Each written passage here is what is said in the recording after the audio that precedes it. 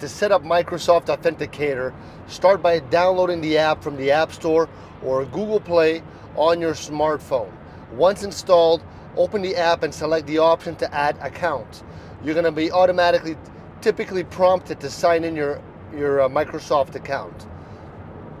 But the app is, it also supports accounts from other services such as personal or work accounts. So if you're setting up the authenticator for two-factor authentication, visit the security settings of the service that you want to protect. This could be your Microsoft account or the service that supports the Authenticator app. Look for the section on the two-factor authentication or account security, where you're going to find an option to enable Microsoft Authenticator. Now, when prompted, the service is going to generate a QR code.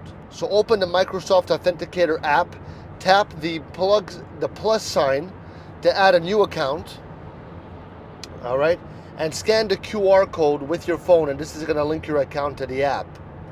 After scanning the code, you may be asked to verify the setup with a test code.